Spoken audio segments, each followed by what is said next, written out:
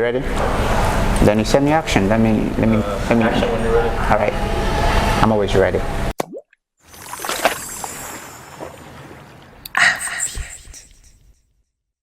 Coming up in this week's exciting episode of African Roots in Vietnam. As a young black man living here, what are the biggest hurdles that you've had to overcome as a black man living in Vietnam? Now I have to stop you there. Yeah. You have made the mistake that most of the foreigners that I've interviewed on this show have made. Mm-hmm. At what point exactly do you think, oh no, this is my home now. I think I am settled here, I'm happy here, this is my home. I just want to ask you, what's the one thing that you can change about Vietnam? So how many languages do you speak? So I speak 2 Nigerian languages, a little Vietnamese, English, a little bit of French. Pidgin English could also Pidgin be... English, of course. Could also... In Nigeria, we have over 200 different dialects. Okay, in Nigeria. But almost 500,000. Yeah, and then the biggest, the major ones are 3. The Igbo, the Hausa, the Yoruba. Yes. Out of the 3 major languages, which one do you speak? Yoruba. Yoruba. When I was talking to him about the fact that I was willing to get married to his daughter, and he was like, so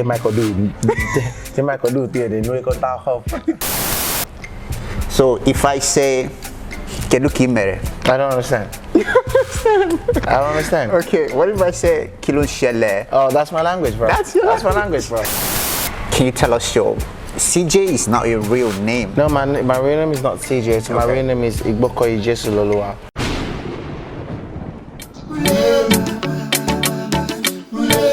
African roots. African roots.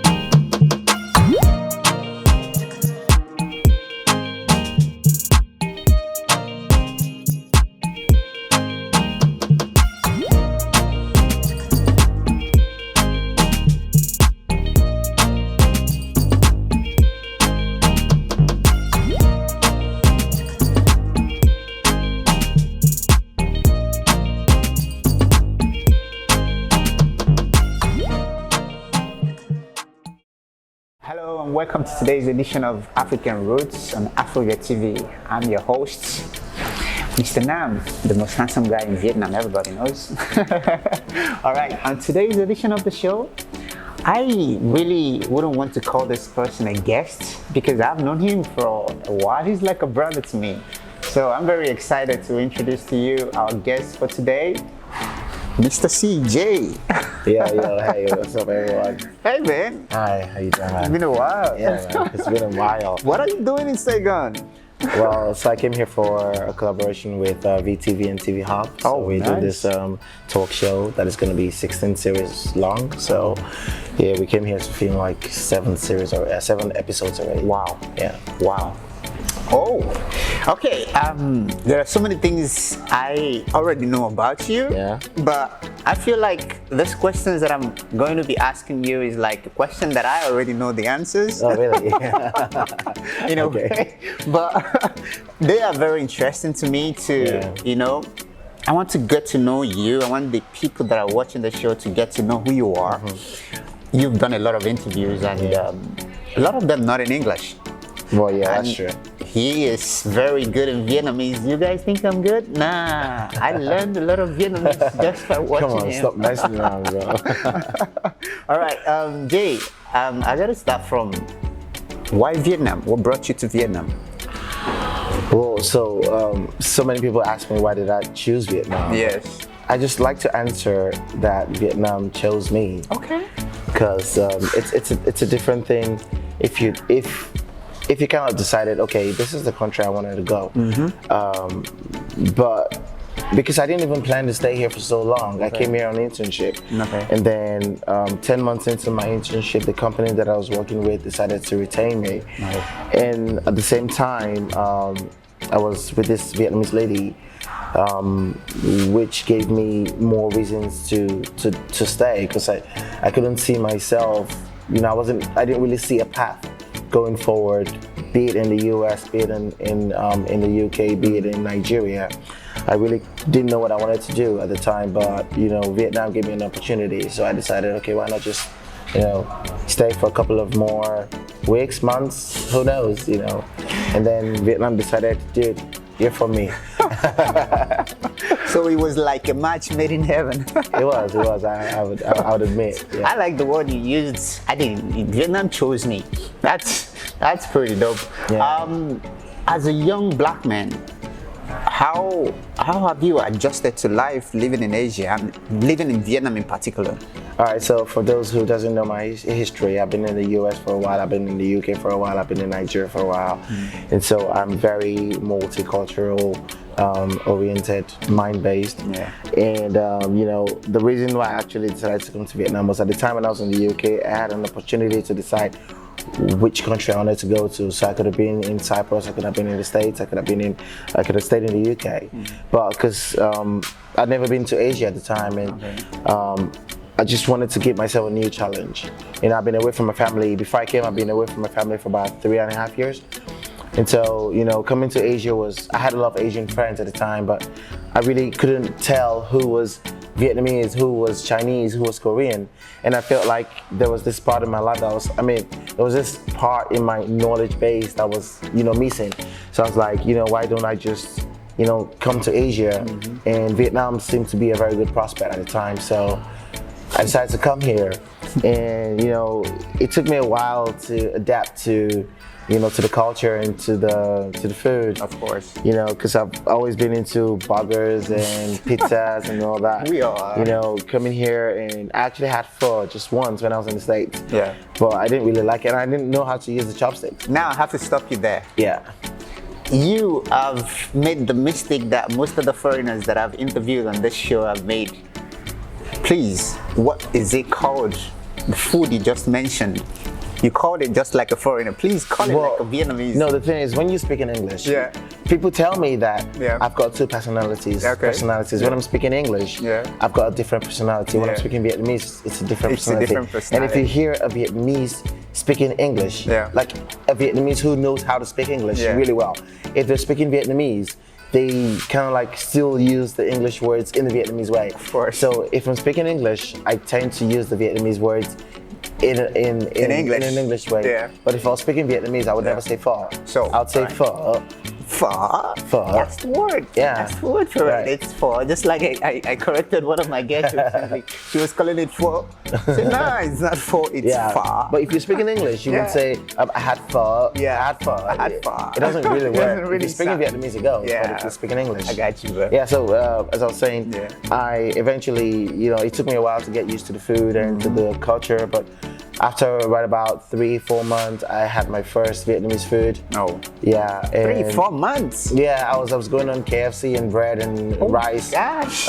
For the first 3 months, and it was not very easy, but you know, eventually it was really expensive, you know, burgers and stuff. So I was like, you know, I gotta try the bún cha. Bún cha was the first Vietnamese food that I had. Bún cha? And really? It just freaking stole my heart, bro. It stole my heart, and ever since then, bún cha is my favorite food. But I eat any Vietnamese food right now. I've been here almost 9 years now, bro. Nice, nice. All right, Jay, I want to ask you this. What is as a young black man living here, you've had your experiences of things that you've had to overcome, but what are the biggest hurdles that you've had to overcome as a black man living in Vietnam? Okay, so you know, as an African, I wouldn't like to use the word black man. As an African that I am, I've got talents. Yeah. As per acting, as per name it. But the thing is, the directors in Vietnam here never think about a script that includes someone of my race or someone of my color. Yeah. And so that tends to, and I want to go big into the show business in Vietnam, but because of the environment and because of what the way the directors in Vietnam think, or the script writers, they tend, if they need a foreigner, they tend to have a concept about a white person or someone that is not a person of color. Yeah, of course. So that has been, career-wise, that has been a little bit of challenge, a hurdle. But I've been able to break that, and I got invited into too many shows that I can even remember. I've been on so many movies that I can remember. I've got my own channel, which by God's grace it got to succeed. It's down right now, but we're working on it. And I wouldn't really like to comment on racism because sometimes, whichever country you go to, there is some form of racism. Some is due to ignorance, some is due to people having to go through a lot in the past. So I don't like to, judge about the racism. I face some racism here, but it's not. You cannot compare it to what it's like in the States. You can't. The racism here is mostly based on ignorance. People not really knowing much about the Black history. Apart from that, you have some people who are pure racist, and they know it. Of course. Yeah, but racism is a topic that has been said too many times, so I probably not like to dwell on that too much. But there's not too much. Even the Vietnamese language, I was able to speak Vietnamese just over a year after I got here. So I didn't really face a lot of hurdles, to be honest. You definitely love Vietnam. Yeah. Just as I do. But what is it about Vietnam that you love so much? All right, so being an African, being a Nigerian, I realized that Vietnam has got a lot of things that is not, a carbon copy, but it kind of I can relate to it as an African. Yeah. Being weather. Yeah, the weather in Saigon is just like Nigeria. The people. I don't want to be very stereotypical. I don't want to be like every foreigner who comes in and say, "Oh, the people are very nice." Everyone is nice. Yeah. Only if you meet the wrong person. Everyone has got good smile. Everyone, wants to be relatable, open-minded. But the Vietnamese people are very straightforward. They see it. They say it the way it is. They don't bullshit you. I mean, I shouldn't say that word, but just give it out. Anyways, they, the Vietnamese people. A huge part of them, they are nice. Nice. Okay. Obviously, you're gonna have, every country's got the good and the bad, the ugly. So you cannot really deny that fact. But for the majority of people that I met, they really want you to do well. Sometimes the human what's that word? Mentality gets in, and people just care about me and me and me and me and me. It's the same everywhere, but I just love the environment. I love the I love the way I feel living in this country. Let me tell you a story. So, I lived in the US for 6 years. I lived in Nigeria for about 16 years. I lived in the UK for 3.5 years. Then I came to Vietnam. Anyways, so 4 years ago I went back to the States. And then I was there for about only 2 weeks. And then I was about to come back to Vietnam. And the feeling that I had was, I'm going home. And that is so weird because I'm the only one here in Vietnam. I have my family. At the time, I was not married. All right. Cool. So, talking about home and the feeling you had, like you were going home. At what point exactly do you think, oh no, this is my home now. I think I am settled here. I'm happy here. This is my home. At the point when I decided I was gonna get married. Oh, yeah. Actually, if anyone, so many people know my story and they know how I got to get married. I didn't get married the traditional way, and I didn't get married, like everyone else, like the normal way. So I was dating my wife at the time, and she got pregnant, and then I decided to start a family with her. So even 2 weeks before I realized we were having a baby, I was still contemplating about, you know, if my business doesn't go so well, I'll probably move to the US and stuff like that. But once I knew I was gonna have a baby, and you know, I knew that I was gonna be getting married to this beautiful and wonderful woman. You know, I was like, you know, at this point, to be honest, at this point, I've not even decided if I'm gonna be here for the rest of my life. But as for what I have right now, you know, my family is keeping me here. My company is keeping me. I've got a company here right now, which is, you know, is thank God it's beginning to grow. So all of these things combined, plus the fact that I speak Vietnamese, it's so hard for you to, you know that you speak the language very well, and then you've invested a lot of time, effort, and, you know, energy into it, and then you're just gonna move to another country and start all over again. It's hard, you know. So yeah, just everything. It's not one. It's not. To be honest, I wouldn't say it's at one point that I realized, okay, I'm not gonna. It's just due to it just happened naturally, due to the timeline of my staying in Vietnam. I cannot really place a finger or a pin on when or how. All right. For those who really don't know much about CJ, you just gave out that you were married, and I have to ask you this. How did your in-laws, how did they receive you? How did they receive the news that you were getting married to their beautiful girl? So I think I'm a very lucky person who I never had, you know, a sort of disagreement from them. To people who don't know, my wife's mom has passed away. Okay. She's no more, but her dad has been, you know, the best father-in-law you could ever imagine. Wow. He's been amazing. And, you know, some people, I probably never shared this story, but, you know, the place where I live in right now, my father-in-law's got 2 houses, and he used to live there.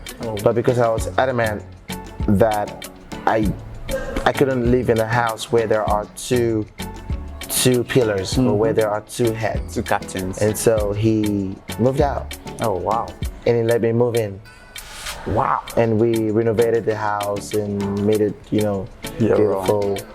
That's to me, it feels like you like the family welcomed you like one of their own, and you've had a blast living there and getting married into this family. Not everybody's that lucky. I know. Not everybody's that lucky. I find myself to be very lucky. The only question that I felt like was a little bit attacking for my father-in-law was when I was talking to him about the fact that I was willing to get married to his daughter, and he was like, "Thế mày có đủ tiền để nuôi con tao không?"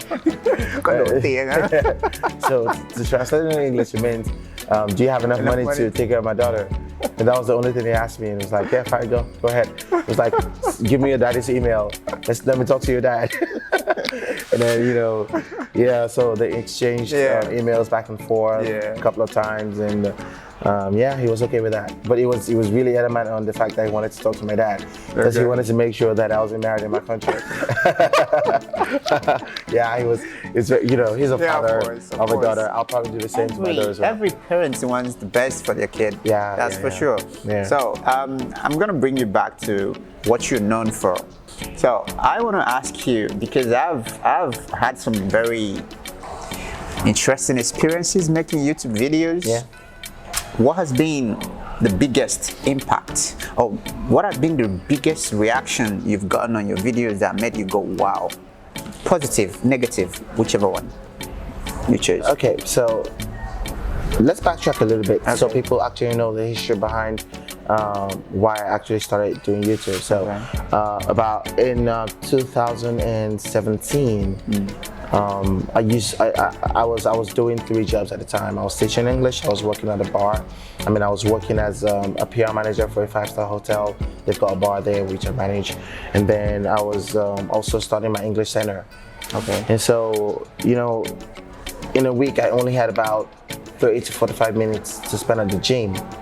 So within that really short time frame, I would get a lot of people coming up to me and asking me, how do you go to the gym so little but you still look very fit and stuff like that?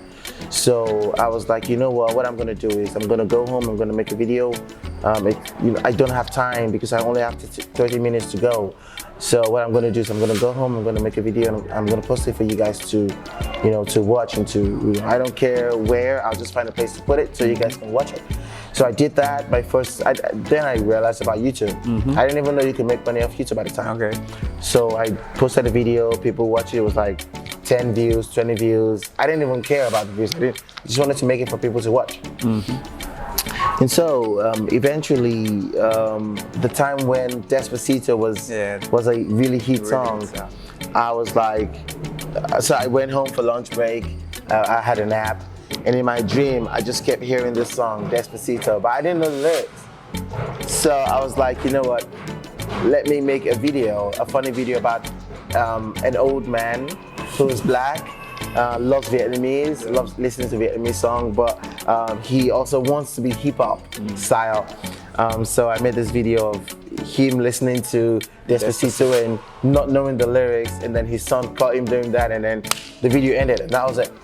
And in about 2 weeks, it got over almost 200,000 views. Wow. And you can try to imagine what it's like to host a little party in your house of 10 people. And then the next minute, you are in front of a crowd, worth like 4 football fields. Crowds in 4 different football fields. You can imagine what it's like. It was really overwhelming. Wow, people really like this. So I started to, invest a little more into it, and then I'll film myself, I'll do it myself, up until I started to have a team, and then I started to grow, and then, so the reaction of people actually, getting to love that little video that has got absolutely no script, no idea. It was just something stupid that came off of my head, so just that happening alone just was a huge moment for me. The next wow moment for me was after I had my baby. Okay. And I decided to get her on screen, and I got a couple of comments that were very, very, very very discriminatory. Yeah, very discriminatory. Yeah, and it was I couldn't accept that. You could say whatever you want to say about me, about my wife, but not my kid. It's okay, but not my baby. That's not my baby. Yeah, that's the boundary. I cannot accept that. Yeah. Yeah. So that was another wow moment for me. So these 2 moments are, So how has you been able to cope with all this situation? How have I don't read the comments anymore. My staff do that and they reply.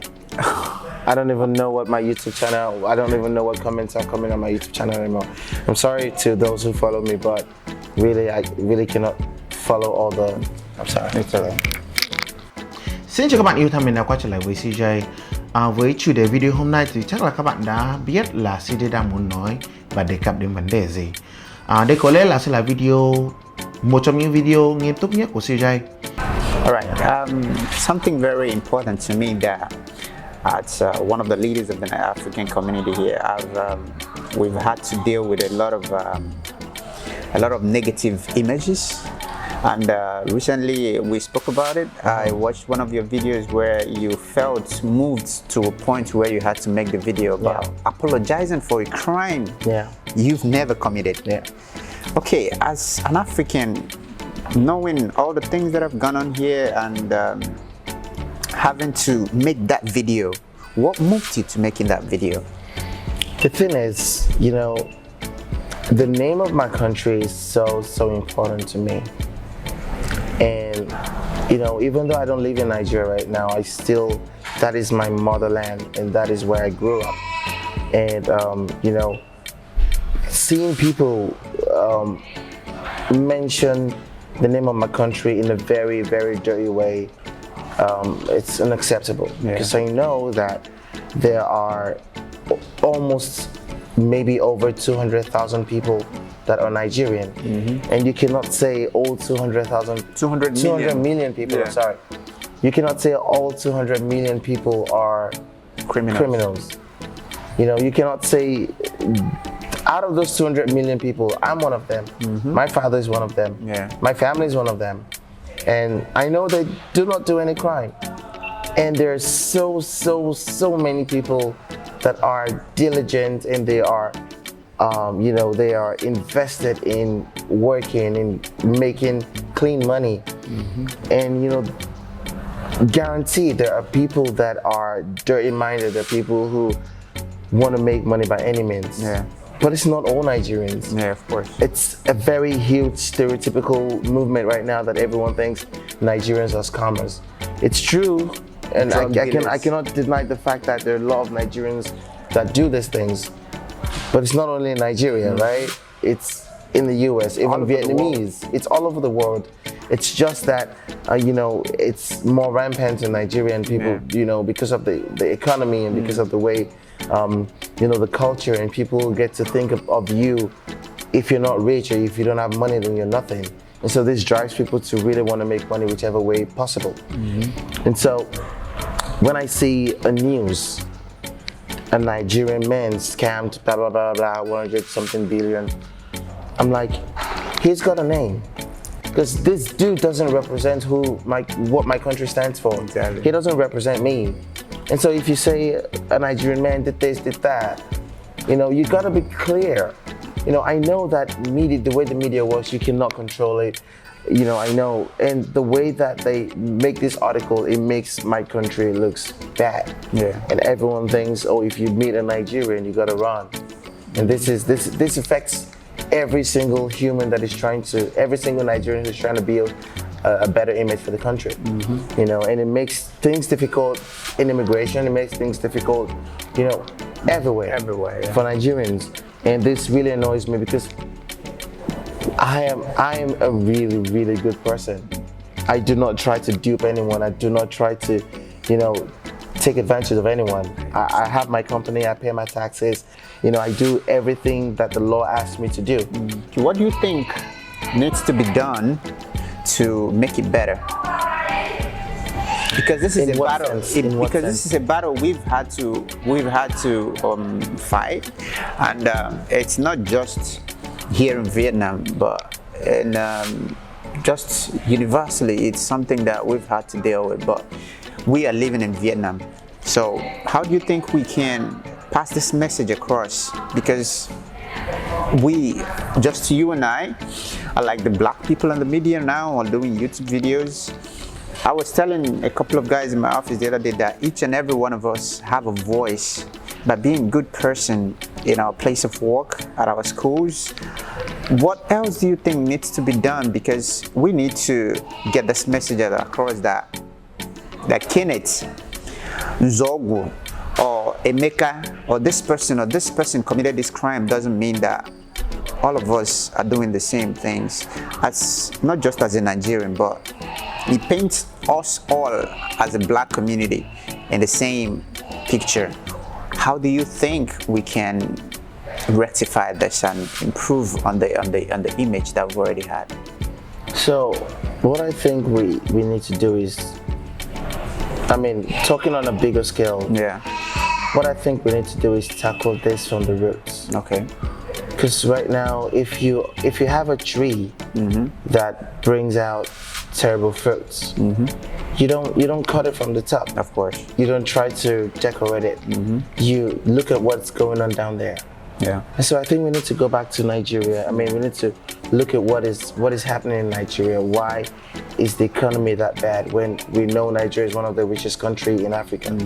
Why are people suffering? Why do they get to have this mentality of, you know, money or nothing? Okay. But talking about living in Vietnam, I think we just need to continue doing what we're doing. You know, continue, you know, have a community as Nigerians and, you know, build a community and talk to everyone one-on-one. If you see someone doing anything bad, report it. To be honest with you, if you're a Nigerian living in Vietnam and you have a friend who does scam, you got to report it. And don't let them have more victims.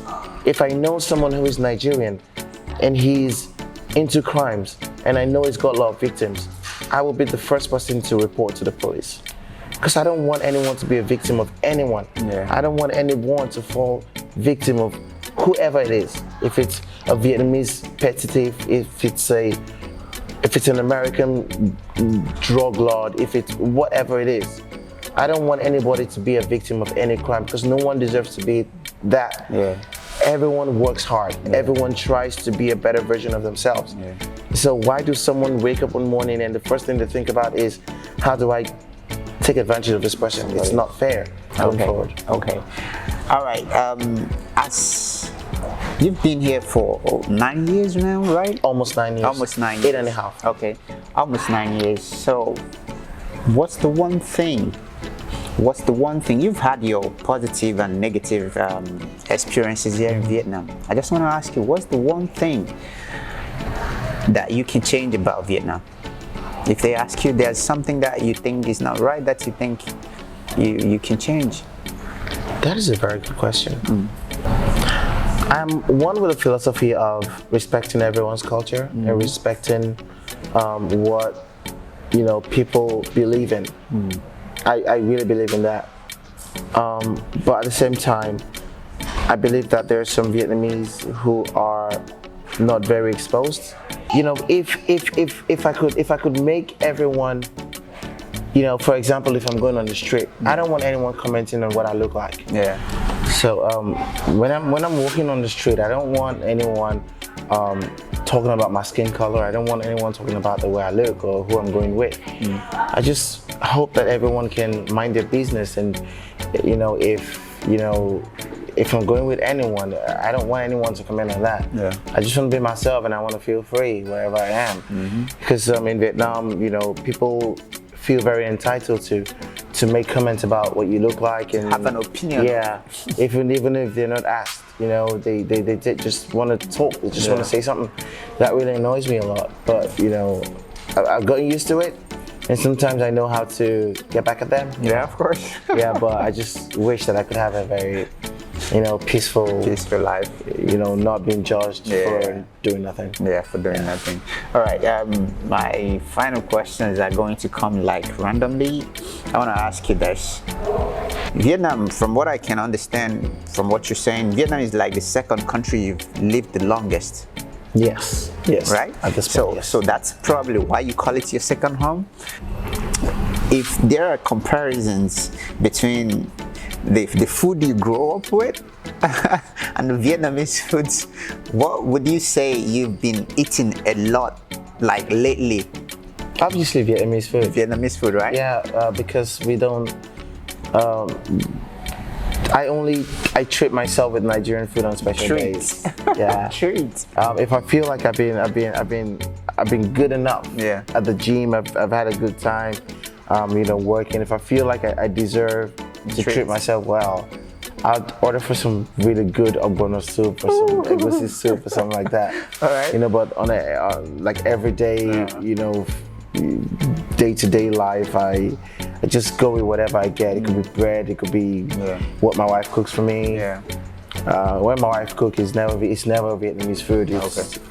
It's mostly kind of Western. Western. Okay. Yeah, we just tend to look at what is carb, what is vegetable, what is, what's got vitamins in it, and we try to, set up a plate. Yeah. But I obviously always love my Nigerian food, but I tend to eat more Vietnamese food than Nigerian food. Okay, so what's your favorite Vietnamese dish? Bún chả, as you said. Oh, that's the first one. Yeah, and it's my favorite. And it's still your favorite? It's still my favorite. Till now? Yeah. Whoa. I eat a lot of other food. I love pho bo, I love pho gai, I love bánh cuốn, I love bánh cuốn tôm. There's a lot of food that I love. Bánh bột lọc. I love a lot of food that is Vietnamese, but yeah. For example, if I get stuck and I'm like, what I want to eat and make me feel really good. Yeah. I'll be bún chả all day long. Awesome. Yeah. Awesome. So, since you've been here, I assume you must have traveled a lot in Vietnam. Yeah. Which city is your favorite city to visit? Wow. I got him. Got him. There's so many beautiful cities in Vietnam that this is a tough question, even for me. Think about it. I think I love what it feels like living in Dalat. Dalat. I love Dalat. Phu Quoc is a place where they've got really beautiful beaches, but it's more like if you want to go there and just relax and do nothing else, Phu Quoc works for you. If you want to have the same feeling in Dalat, but with a little bit of more, more excitement into it, Dalat would work. Okay. If you want to enjoy the beaches, but with a crazy city and all that, you want to go to Da Nang. Okay. Nha Trang also is the same. Hanoi is great. I grew up I lived in Hanoi for so long. So I cannot really pinpoint and say this country is the best. I completely understand. I agree with you. But I just love every city in Vietnam. Okay. What's your favorite Vietnamese phrase?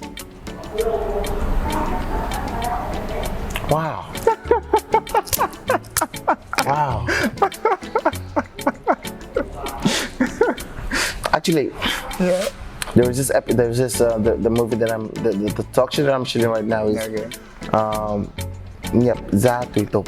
That's the name of the episode. Okay. The can you series. tell them what that means in English? So Nhập Ra Tùy Tục, to paraphrase it, it's just something like make sure that you get into the culture of wherever you're living in. Yeah. Like make sure you go according to the culture of wherever you're living in. And so I believe that if you decide to come into Vietnam, that's a great idea, but you should also understand what the culture is, and you should be willing to accept and adjust what the culture and adjust to what the culture demands of you, and not expect them the to culture change for you. to adjust for you. Yes. So still, you've not answered my question. What's your favorite? Nhập Ra Tùy Tục. Nhập Ra Tùy Tục. Yes. Okay. Mine is always on my videos. Ôi giời ơi, that was the very first Vietnamese words I heard when I came to Vietnam. Yeah. So on this note, I really want to appreciate you for taking time out of your busy schedule to grant this interview. And, bro, you're my blood, bro. I hope that people get to know, because sometimes they watch a lot of our YouTube videos, but the viewers don't really get to know or hear our stories. They don't know who we are as a person. You're right. So this is like a platform for you to let the people into your life and know who the real Cee Jay is. Yeah. And for people to get to know this final part of you, can you tell us Cee Jay is not your real name? No, my real name is not Cee Jay. So my real name is Igbokoyi Jesu Lolua, and I'm from Yoruba. I'm from the west of Nigeria, from Ogun State to be precise. But I lived in Oyo State in Ibadan for a while. The reason why so when I first came to Vietnam, I used to be Prince Jay. Yeah. And so J is the first letter of my real name. Your real name, yeah. And then Prince is just everyone wants to be Prince, Of innit? course. Right? So I'm like, okay, I'm gonna be Prince J. And then after a while, I saw this dude who is also Nigerian. He speaks Vietnamese quite as well. Okay. He's also Prince J. Oh man. And I'd be like, dude, I want to be special, bro. So I was like, I'm gonna change my name. So I was with a girl at the time, and she was like, look, I think you're really cool. Why don't you just name yourself Cool J, like L Cool J? I'm like, excuse me? What the hell gives you the name Cool J, bro? I'm like, no, that ain't working for me. So I was like, wait, come to think of it, if J is the first letter of my real name, and I know I'm cool, I know I'm cool. What's the first letter of the word cool? It's C. I'm like, okay, Cool J, Cee Jay. That works actually. And then the word Cee Jay came about. Okay. Finally, I just want you to, play a little game with me. It might take just a minute. In Nigeria, we have over 200 different dialects. Okay. In Nigeria, about almost 500,000. Yeah. And then the biggest, the major ones are three. the Igbo, the Hausa, the Yoruba. Yes. Out of the 3 major languages, which one do you speak? Yoruba. Yoruba. You don't know anything about Igbo? No. So if I say Kedu Kimere? I don't understand. I don't understand. Okay, what if I say Kilon Shele? Oh, that's my language, bro. That's your my language, bro. The first one was Igbo, Yeah. Kedu Kimere, which means how are you? Oh, okay. In Igbo, say Odima. Very easy, I'm okay. fine. So if I say Kilon Shele, Bawon, So but you don't speak a lot of my language, right? I do. I grew up in Lagos. Oh, did What you? are you talking about? Okay, so I grew up in Lagos. You grew up in Lagos, so you understand Yoruba. a lot more than you even think. I'm jealous. You understand my language. You understand your own language. So how many languages do you speak? So I speak 2 Nigerian languages, a little Vietnamese, English, a little bit of French, but I forgot my French. I can't really remember. Pidgin English could also Pidgin be, English, of course. Could also. Yeah, I did. I did. So that's 3. Yeah. And now we've already been conversing in English for a while. So bây giờ phải hỏi bạn cả bạn tiếng Việt đó. Chơi luôn đúng không? Chơi luôn. Ok, cuối cùng Jay muốn nói gì với những người xem video ngày hôm nay á? Ok, thực ra là Cee Jay rất là cảm ơn Nam đã đến kênh nhạc của Cee Jay để phỏng vấn Cee Jay. Bên cạnh đó Cee Jay cảm ơn mọi người đã theo dõi video ngày hôm nay, và mong là mọi người sẽ ủng hộ kênh của Nam thật nhiều, và mọi người cũng đừng quên đăng ký vào kênh Cee Jay Official. Cee Jay Official không phải riêng cái kênh mà Cee Jay đang có nha, mà có rất nhiều kênh mà Cee Jay cũng đang quản lý luôn. Cho nên là các bạn hãy ủng hộ công ty Cee Jay Media, và chúng ta sẽ tiếp tục có mặt trong những cái clip tiếp theo, hy vọng đấy. Đúng rồi. Khi nào Cee Jay về Hà Nội? Ngày mai. Yeah, mai là về rồi. Cảm ơn Cee Jay rất nhiều, bro. Thanks a lot, bro. Thanks a lot. Appreciate it. Yeah. Alright, guys. Here comes the end of the show, and we hope you enjoyed it. Get to know this man and what he's all about. And we hope you keep following us, because we have very interesting episodes coming up next. See you guys. Bye bye. Arigato. Kebesiano. Udabo. Udabo. I don't want anyone. Baby, please wait for me, okay? If I'm yes, I got it. Can you help me? I don't think she's gonna let you. I'm a very lazy learner, but the thing is that I don't know, but I've got the talent to learn things quite easily. Em có bao giờ hỏi han về cuộc sống của em không? Không, em không bao giờ cảm thấy hối hận về bất cứ cái điều gì ở trong cuộc sống của em. Every week on our YouTube channel, Afrobeat TV.